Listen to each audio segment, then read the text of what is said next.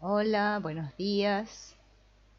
Bueno, aquí estamos para comenzar una nueva transmisión de este curso de milagros. Estamos por el significado del juicio final y en esta parte nos habla, ¿no?, de que una de las maneras en las que podemos corregir la confusión entre la magia y los milagros es recordando que tú no te creaste a ti mismo. Tiendes a olvidarte de eso cuando te vuelves egocéntrico, lo cual te coloca en una posición en la que es prácticamente inevitable creer en la magia. La voluntad de crear te fue dada por tu creador, quien estaba expresando esa misma voluntad en su creación. Puesto que la capacidad de crear reside en la mente, todo lo que creas es necesariamente una cuestión de voluntad. De ello se desprende también que lo que haces por tu cuenta es real para ti, mas no lo es en la mente con mayúscula de Dios. Todo lo que hacemos aquí puede parecer muy real para nosotros, pero a Dios no le interesa. Esta distinción básica conduce directamente al verdadero significado del juicio final. ¿Qué es el juicio final? No es lo que nos contaron en la religión, sino que es el final de todos los juicios. Para nosotros es una idea atemorizante para justamente nuestro sistema de pensamiento ego. Y esto se debe a que no entendemos lo que es el juicio final. ¿Por qué? Porque el juicio final no tiene que ver con Dios, porque juzgar no es un atributo de Dios. El juicio final se origina cuando comienza la separación. Entonces ahí empieza el juicio, porque yo digo yo y juzgo a otra cosa que está fuera de mí. Del mismo modo en que la separación abarcó un periodo de millones de años, el juicio final se extenderá por un periodo igualmente largo o tal vez aún más largo. Su duración, no obstante, puede acortarse mediante los milagros, que es lo que acorta el tiempo, pero no lo abole. Si un número suficiente de nosotros llega a alcanzar una mentalidad verdaderamente milagrosa, este proceso de acortar el tiempo puede llegar a ser virtualmente inconmensurable. Es esencial, no obstante, que te liberes a ti mismo del miedo, fíjense bien lo que dice, cuanto antes, pues tienes que escapar del conflicto. Si es que has de llevar paz a otras mentes. Yo no puedo llevar paz a otras mentes si tengo miedo. Bueno, todos consideran, dice acá el curso, que el juicio final es algo que Dios lo emprendió, pero en realidad no, somos nosotros quienes lo emprenderemos con la ayuda del Espíritu.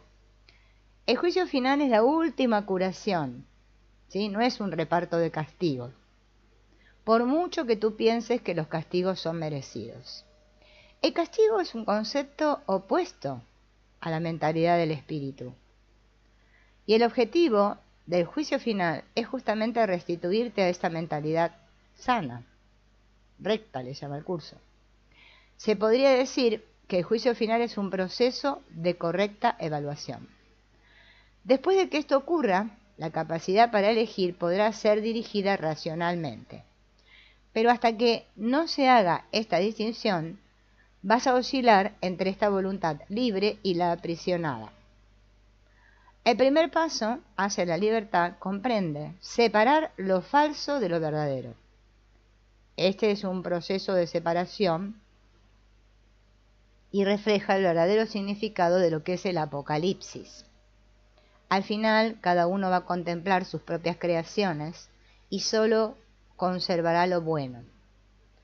A partir de ahí, la mente comenzará a contemplar sus propias creaciones con amor. Al mismo tiempo, repudiará inevitablemente sus creaciones falsas, que en ausencia de la creencia que las originó, dejarán de existir. Bien. El término juicio final asusta, no solo porque ha sido proyectado sobre Dios, sino también por la asociación de la palabra final con muerte. Claro, cuando nos dicen final, lo primero que se nos viene es la muerte, como que todo termina. Este es un ejemplo de la percepción, como está nuestra percepción, que está invertida. queda muy claro que en realidad el juicio final es el umbral de la vida. Nadie que viva atemorizado está vivo. Fíjense, el que tiene miedo no está vivo. No te puedes someter a ti mismo a tu propio juicio final, porque tú no te creaste a ti mismo. Puedes, no obstante, aplicarlo significativamente a todo lo que has fabricado y retener en la memoria solo lo creativo y lo bueno. Esto es lo que tu mentalidad recta no puede sino dictar. El único propósito del tiempo es darte tiempo para alcanzar ese juicio, el cual no es otra cosa que el juicio perfecto con respecto a tus propias creaciones perfectas. Cuando todo lo que retengas en la memoria sea digno de amor, no habrá ninguna razón para que sigas teniendo miedo. Ese es tu papel en la expiación. Te darás cuenta de que todo es lo mismo, ¿no? Porque así es, y de que nada ha sucedido. Nunca sucedió la separación. Igual expiación.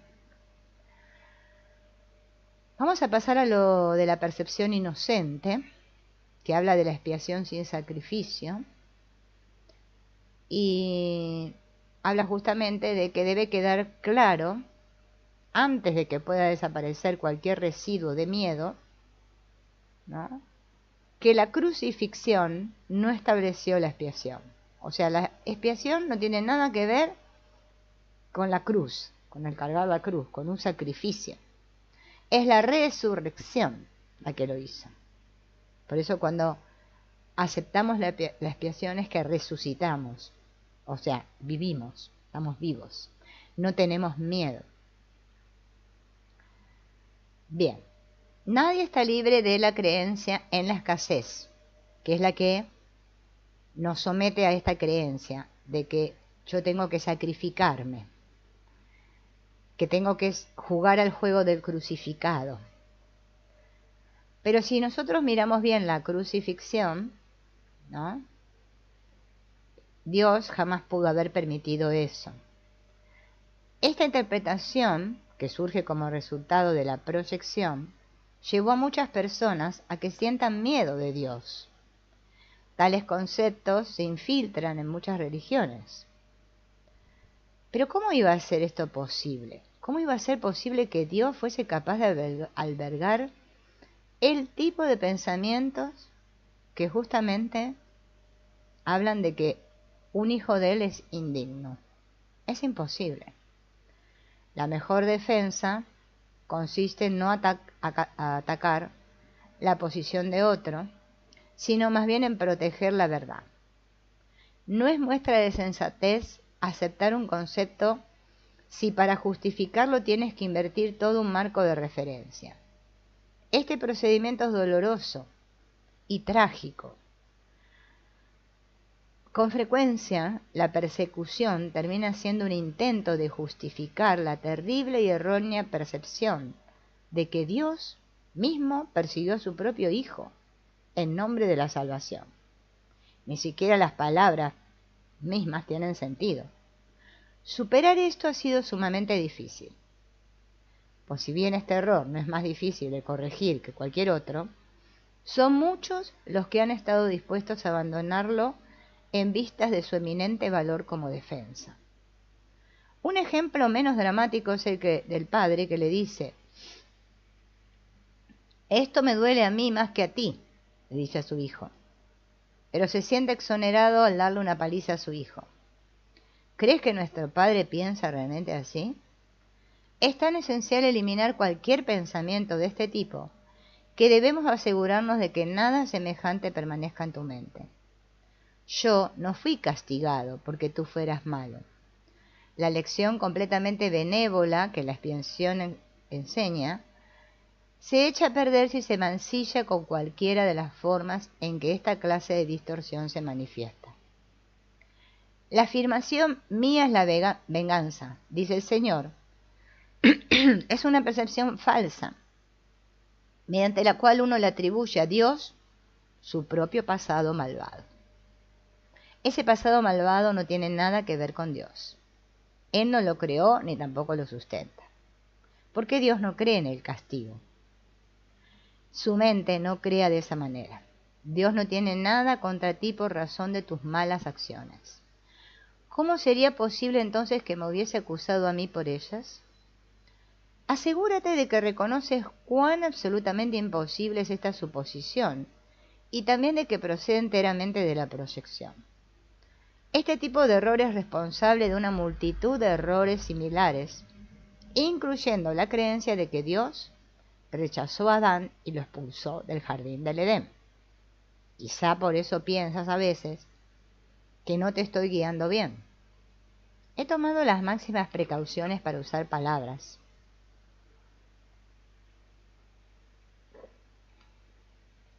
que sean imposibles de distorsionar, pero siempre es posible tergiversar los símbolos si así se desea. El sacrificio es una noción que Dios desconoce por completo. ¿Procede de dónde? Del miedo. Los que tienen miedo pueden ser crueles. Cualquier forma de sacrificio es una violación de mi exhortación a que debes ser misericordioso, tal como tu Padre en el cielo lo es. A muchos cristianos les ha resultado difícil darse cuenta de que esto les atañe a ellos. Los buenos maestros nunca aterrorizan a sus estudiantes. Aterrorizar es atacar, y como resultado de ello, se produce un rechazo de lo que el maestro ofrece, malográndose así el aprendizaje. Se me ha llamado correctamente el Cordero de Dios que quita los pecados del mundo. Mas quienes representan al Cordero manchado de sangre no entienden el significado del símbolo. Si se entiende correctamente, es un símbolo muy simple que habla de mi inocencia. El león y el cordero tendidos el uno junto al lado del otro simbolizan que la fuerza y la inocencia no están en conflicto, sino que coexisten naturalmente en paz. Bienaventurados los puros de corazón, porque ellos verán a Dios. Es otra forma de decir lo mismo. Una mente pura conoce la verdad y en eso radica su fuerza. No confunde la destrucción con la inocencia, porque asocia la inocencia con la fuerza y no con la debilidad. La inocencia es incapaz de sacrificar nada, porque la mente inocente dispone de todo y solo se esfuerza por proteger su plenitud. No puede proyectar, tan solo puede honrar a otras mentes, porque honrar a otros es el saludo natural de los verdaderamente amados hacia los que son como ellos. El Cordero quita los pecados del mundo en el sentido de que el estado de inocencia o gracia es uno en el que el significado de la expiación es perfectamente obvio. La expiación carece por completo de ambigüedad.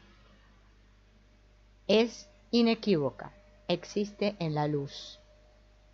Únicamente los intentos de ocultarla en las tinieblas han hecho que sea inaccesible para aquellos que eligen no ver.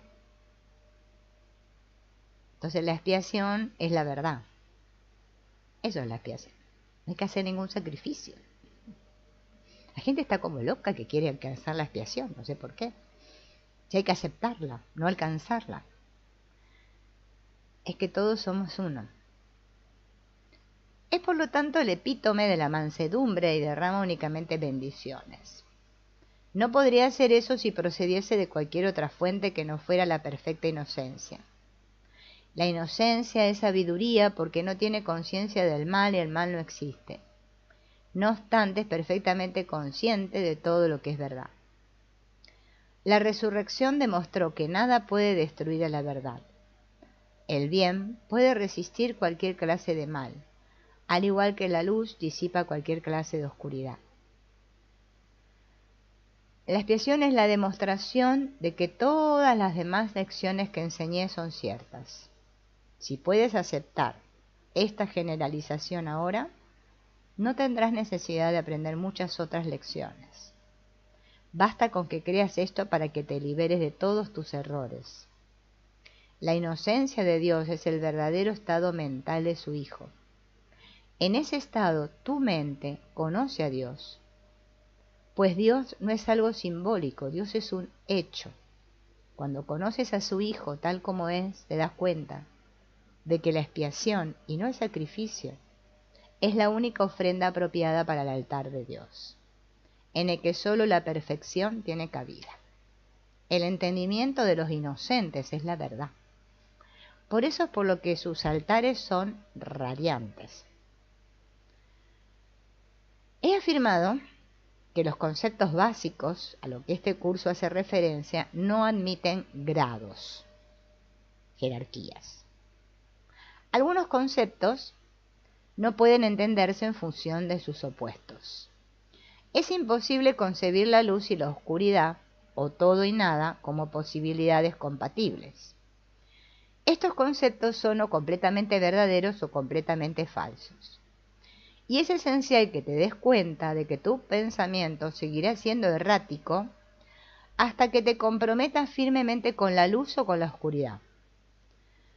No obstante, un compromiso firme con la oscuridad o con la nada es imposible. No hay nadie que haya vivido, que no haya experimentado alguna luz o alguna cosa. Nadie es capaz de negar completamente la verdad, aunque piense que puede. La inocencia no es un atributo parcial, no es real hasta que es total. Los que son parcialmente inocentes a veces tienden a actuar de manera insensata. Su inocencia no pasa a ser sabiduría, mientras no se convierta en un punto de vista de aplicación universal. La percepción verdadera o percepción inocente significa que nunca percibes falsamente y que siempre ves correctamente. Significa que nunca ves lo que no existe, pero siempre ves lo que sí existe. Cuando no tienes confianza en lo que alguien va a hacer, estás dando testimonio de tu creencia, de que esa persona no está en su mente recta. Difícilmente puede ser ese un marco de referencia basado en el milagro. Esa falta de confianza produce asimismo el efecto desastroso de negar el poder del milagro. El milagro percibe todo tal como es. Si lo único que existe es la verdad, lo único que la mentalidad recta puede ver es perfección. El dicho que solo lo que Dios crea o lo que tú creas con la misma voluntad existe realmente. Eso es pues lo único que los inocentes pueden ver. Los inocentes no sufren de una percepción distorsionada. Tienes miedo de la voluntad de Dios porque has usado tu mente, que Él creó a semejanza de la suya, o sea, la mente grande de Dios y la mente pequeña nuestra. Esa mente fue creada a semejanza de Dios para crear falsamente. Nosotros la usamos para crear falsamente. ¿Cuándo creamos falsamente? Cuando creemos que no somos libres. Una mente aprisionada no es libre porque está poseída por sí misma. Por lo tanto, está limitada. Perdón.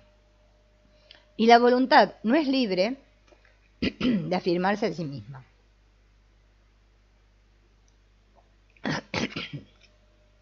Ay. Ser uno es ser de una misma mente o voluntad. Cuando la voluntad de la filiación y la del Padre son una, la perfecta armonía entre ellas es el cielo. Nada puede prevalecer contra un hijo de Dios que encomienda su espíritu en manos de su Padre. Al hacer esto, la mente despierta de su sueño y recuerda a su Creador. Toda sensación de separación desaparece. El Hijo de Dios es parte de la Santísima Trinidad, pero la Trinidad en sí es una. No hay confusión entre sus niveles, porque estos son de una sola mente y de una sola voluntad. Este propósito crea perfecta integración y establece la paz de Dios. Pero esta visión solo la pueden percibir los verdaderamente inocentes, quienes al ser puros de corazón defienden la percepción verdadera en vez de defenderse de ella.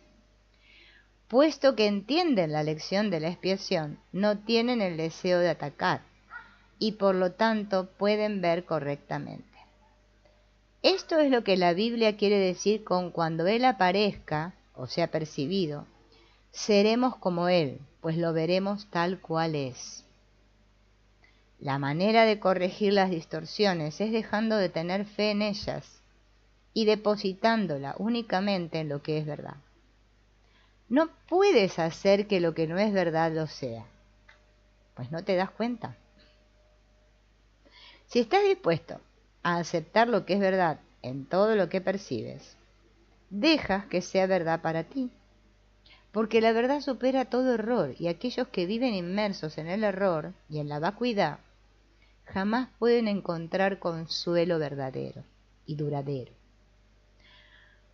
Cuando percibes correctamente, cancelas tus percepciones falsas y la de los demás simultáneamente, puesto que los ves tal como son.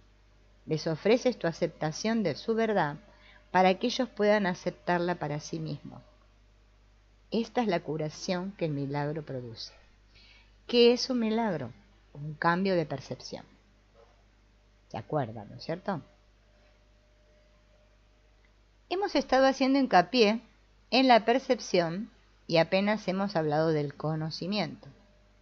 Esto ha sido así porque la percepción tiene que ser corregida antes de que puedas llegar a saber nada. Saber es tener certeza. La incertidumbre significa que no sabes. El conocimiento es poder porque goza de certeza y la certeza es fuerza. La percepción es temporal. Al ser un atributo de la creencia en el espacio y en el tiempo, es susceptible de producir miedo o amor. Las percepciones falsas producen miedo y las verdaderas fomentan el amor. Mas ninguna de ellas brinda certeza, porque toda percepción está sujeta a cambios.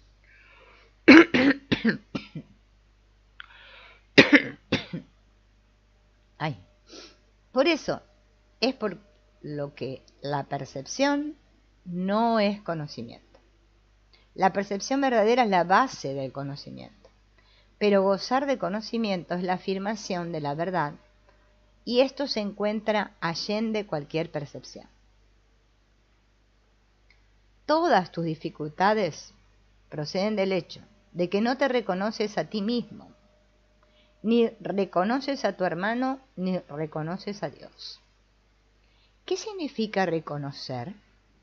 Conocer de nuevo, implicando que antes gozabas de conocimiento. Puedes ver de muchas maneras, debido a que la percepción entraña interpretación, y eso quiere decir que no es íntegra ni consistente. El milagro, al ser una manera de percibir, no es conocimiento. Es la respuesta correcta a una pregunta. Pero cuando tú sabes, no preguntas. El primer paso en el proceso de deshacer lo ilusorio es cuestionar su realidad. El milagro lo corrige. Dado que las percepciones cambian, su dependencia del tiempo es obvia. La forma en que percibes en cualquier momento dado determina tu comportamiento y las acciones solo pueden tener lugar en el tiempo. El conocimiento, en cambio, es intemporal, porque la certeza es algo incuestionable. Cuando sabes, dejas de hacer preguntas. La mente que cuestiona se percibe a sí misma en el tiempo y por lo tanto busca respuestas para el futuro. Y la mente no receptiva cree que el futuro va a ser igual que el presente. Y eso da lugar a un estado de aparente estabilidad, que es un intento de contrarrestar el miedo de que el futuro va a ser peor que el presente. Ese miedo coarta la tendencia a cuestionar. La verdadera visión es la percepción natural de la visión espiritual, pero es todavía una corrección en vez de un hecho.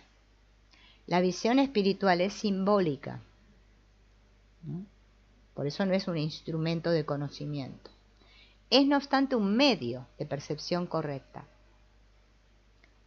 Una visión de Dios sería un milagro más que una revelación. El hecho en sí de que la percepción esté involucrada demuestra que la experiencia no pertenece a la esfera del conocimiento. De ahí que las visiones, por muy santas que sean, son efímeras. La Biblia te exhorta a que te conozcas a ti mismo, o lo que es igual, a que tengas certeza. La certeza es siempre algo propio de Dios. Cuando amas a alguien, lo has percibido tal como es, y esto te permite conocerlo. Hasta que no lo percibas primero tal como es, no lo podrás conocer. Por eso cuando en constelaciones, ¿no es cierto?, decimos te veo, tal como eres, tal como eres. Mientras sigas cuestionando lo que el otro es que no conoces a Dios. La certeza no requiere acción. Cuando dice que estás actuando basándote en tu conocimiento, estás confundiendo el conocimiento con mayúscula con la percepción. El conocimiento con mayúscula provee la fuerza para el pensamiento creador, no para la acción recta. La percepción, el milagro y la acción están vinculados. El conocimiento con mayúscula es el resultado de la revelación y genera solo pensamiento. La percepción, aún en su forma más espiritualizada, incluye el cuerpo. El conocimiento procede del altar interno y es intemporal porque goza de certeza. No es lo mismo percibir la verdad que conocerla. Una percepción correcta es necesaria antes de que Dios pueda comunicarse directamente con sus altares, los cuales Él estableció en sus hijos. En dichos altares es donde Él puede comunicar su certeza y su conocimiento, inevitablemente brindará paz. Dios no es un extraño para sus hijos, ni sus hijos son extraños entre sí. El conocimiento precedió tanto a la percepción como al tiempo y finalmente los reemplazará. Ese es el verdadero significado de Alfa y Omega, el principio y el fin. De antes de que Abraham naciese, era yo. La percepción puede y debe ser estabilizada, pero el conocimiento con mayúscula ya es estable. Teme a Dios y observa sus mandamientos, pasa a ser conoce a Dios y acepta su certeza. Si tú atacas el error que ves en otro, te estás haciendo daño a ti mismo. No puedes conocer a tu hermano si lo atacas. Los ataques siempre se lanzan contra extraños. Al percibir falsamente a tu hermano, lo conviertes en un extraño y por lo tanto no puedes conocerlo. Y al haberlo convertido en un extraño, le tienes miedo. Percíbelo correctamente para que lo puedas conocer. Porque en la creación de Dios no hay extraños. Para poder crear como Él creó, tan solo puedes crear lo que conoces y lo que por ende aceptas como tuyo.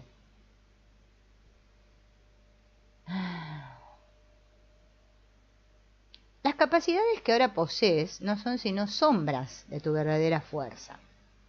Todas las funciones que tienes actualmente están divididas y son susceptibles de ser cuestionadas y puestas en duda.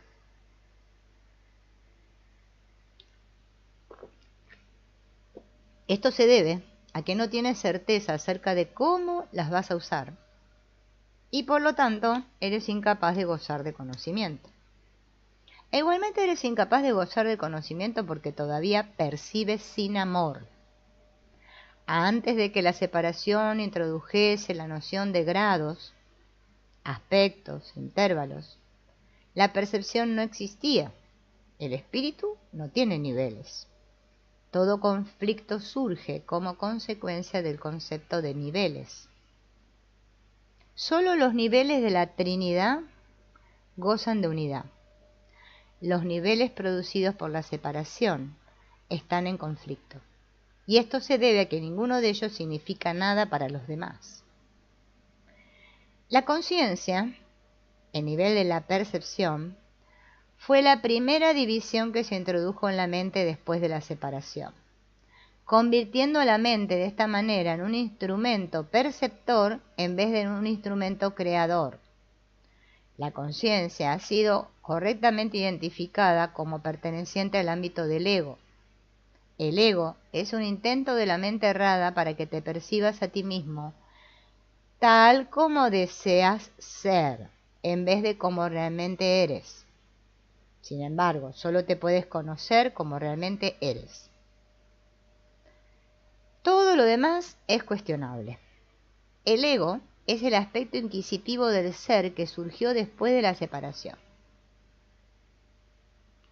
Fue fabricado en vez de creado.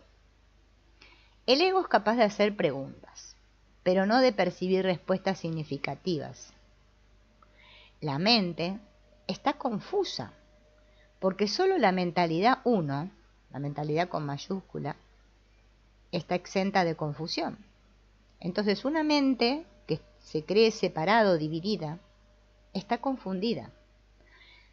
Tiene que sentirse incierta acerca de lo que es. Y no puede sino estar en conflicto, pues está en desacuerdo consigo mismo. Esto hace que sus aspectos sean extraños entre sí. Y esta es la esencia de la condición propensa al miedo, en la que el ataque siempre es posible. Tal como te percibes a ti mismo, tienes todas las razones del mundo para sentirte atemorizado. De ahí que no te puedas liberar del miedo hasta que te des cuenta, no solo de que no te creaste a ti mismo, sino que tampoco habrías podido hacerlo. Nunca podrás hacer que tus percepciones falsas sean verdaderas, y tu creación no se ve afectada en modo alguno por tu error. Por eso es por lo que en última instancia tienes que optar por subsanar la separación. No se debe confundir la mente que goza de conocimiento con la mentalidad recta, ya que solo esta última está vinculada a la percepción verdadera. Puedes estar en tu mentalidad recta o en tu mentalidad errada, y aún esto es cuestión de grados, lo cual demuestra que ninguna de ellas tiene nada que ver con el conocimiento con mayúscula. El término mentalidad recta se debe entender como aquello que corrige la mentalidad errada, y se refiere al estado mental que induce a la percepción fidedigna. Es un estado de mentalidad milagrosa porque sana la percepción errónea, lo cual es ciertamente un milagro en vista de cómo te percibes a ti mismo. La percepción siempre entraña algún uso inadecuado de la mente, puesto que la lleva a áreas de incertidumbre. La mente es muy activa. Cuando elige estar separada, elige percibir. Hasta ese momento su voluntad es únicamente gozar de conocimiento. Una vez que ha elegido percibir, no puede sino elegir de manera ambigua, y la única forma de escaparse de la ambigüedad es mediante una percepción clara. La mente retorna a su verdadera función solo cuando su voluntad es gozar de conocimiento. Esto la pone en servicio del espíritu, donde la percepción cambia. La mente elige dividirse a sí misma cuando elige inventar sus propios niveles. Pero no puede separarse completamente del espíritu, ya que de ese es de donde deriva todo su poder para fabricar o crear. Aún en la creación falsa, la mente está afirmando su fuente, pues de otro modo simplemente dejaría de existir. Esto es imposible, no obstante, ya que la mente le pertenece al espíritu, por lo tanto es eterno. La capacidad de percibir hizo que el cuerpo fuese posible, ya que tienes que percibir algo y percibirlo con algo. Por eso es por lo que la percepción siempre entraña un intercambio o interpretación que el conocimiento no requiere. La función interpretativa de la percepción, que es una forma de creación distorsionada, te permitió entonces llegar a la conclusión de que tú eres tu cuerpo en un intento de escapar del conflicto que tú mismo habías provocado. El espíritu no pudo avenirse a esa pérdida de poder, ya que es incapaz de albergar oscuridad. Esto hizo que el espíritu fuera casi inaccesible a la mente y completamente inaccesible al cuerpo. A partir de ahí se percibió el espíritu como una amenaza, puesto que la luz disipa la oscuridad al mostrarte simplemente que ésta no existe. La verdad siempre prevalecerá sobre el error de este modo. No puede ser este un proceso activo de corrección, porque el conocimiento no hace nada. Puede ser percibido como un agresor, pero no puede atacar. Lo que tú percibes como su ataque es tu propio vago reconocimiento de que el conocimiento siempre se puede recordar al no haber sido nunca destruido. Por eso es que nosotros percibimos siempre como que hubiera una amenaza ahí fuera. Le tenemos miedo a Dios. Tenemos miedo a la unidad. Sí. Dios y sus creaciones permanecen a salvo. La verdad no puede lidiar con los errores que tú deseas conservar.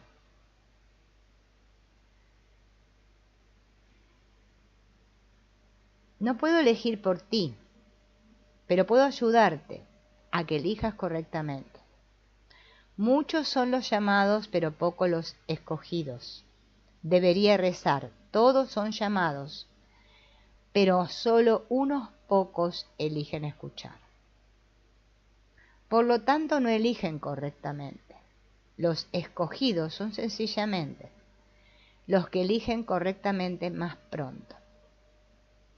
Las mentes rectas pueden hacer esto ahora y de ese modo hallar descanso para sus almas. Dios te conoce solo en paz y esa es tu única realidad.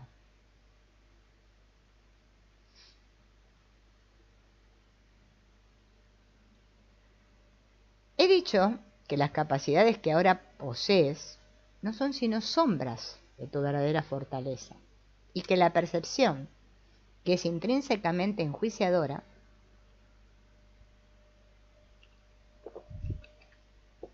comenzó después de la separación.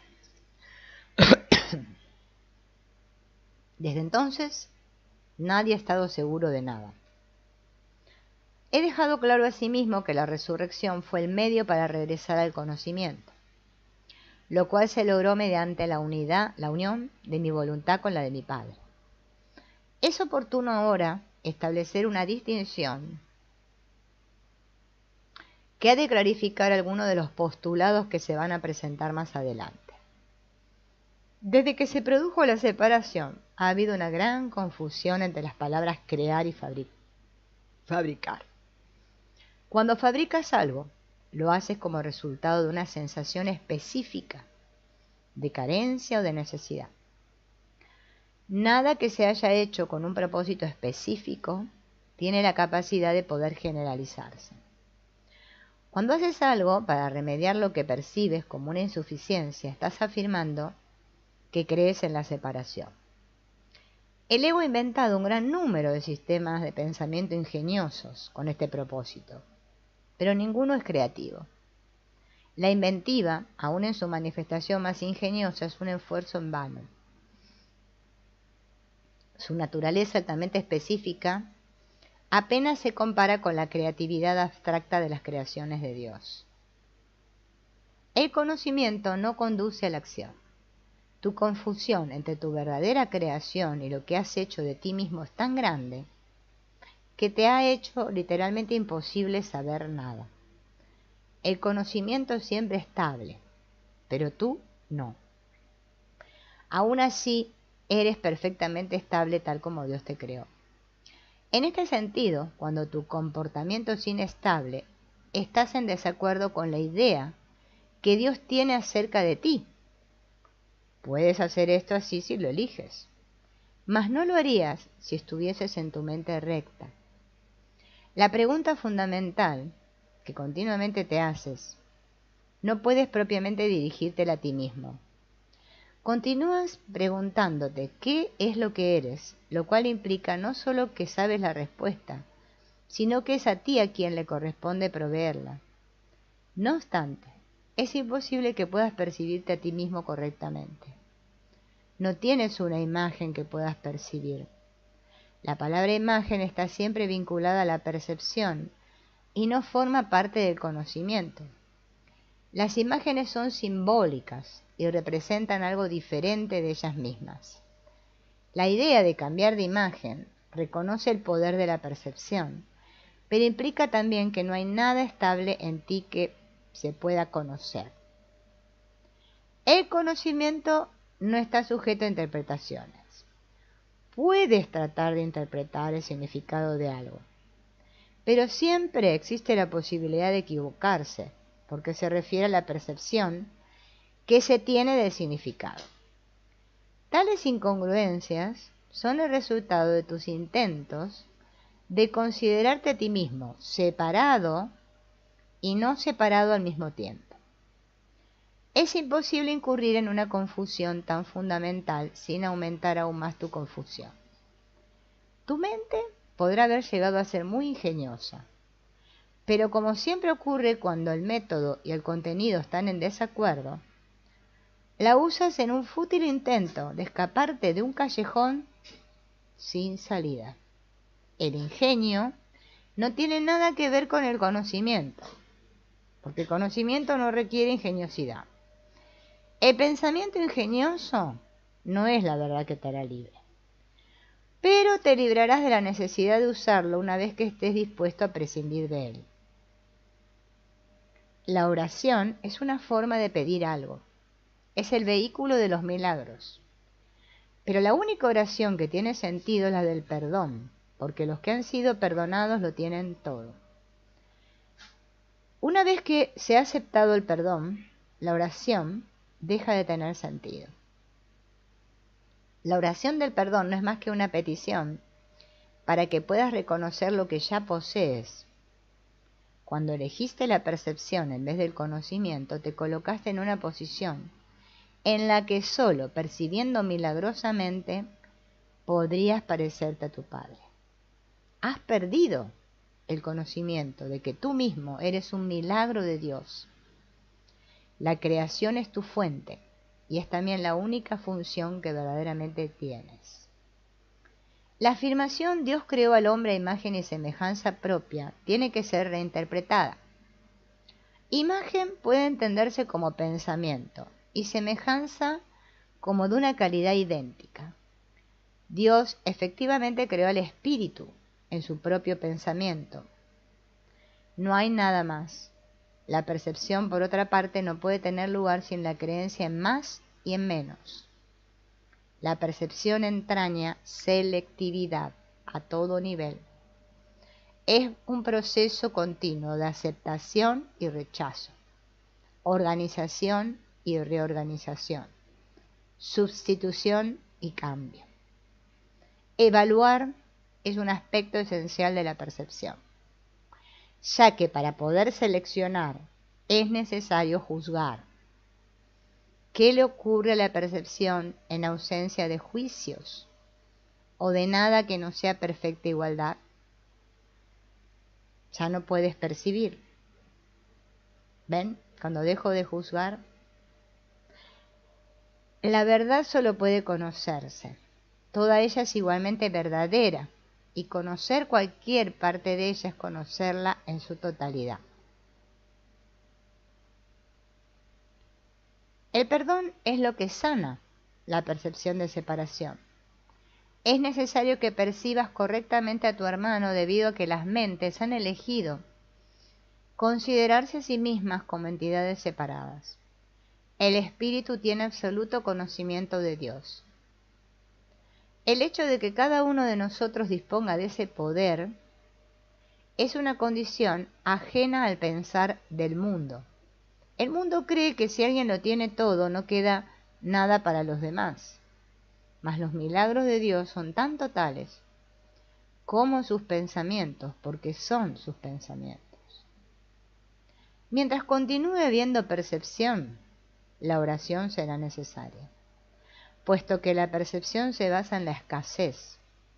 Los que perciben no han aceptado totalmente la expiación, o sea, no han reconocido que la separación jamás sucedió, ni se han entregado a la verdad. La percepción se basa en un estado de separación. Así que todo aquel que de alguna manera percibe tiene necesidad de curación. El estado natural de los que gozan de conocimiento, ¿saben cuál es? La comunión, común unión, no la oración. No te percibas a ti mismo bajo ninguna otra luz que la luz de los pensamientos de Dios. Conócete en la única luz en la que el milagro que eres se alza en perfecta claridad. Bueno, amigos, por hoy vamos a dejar por aquí con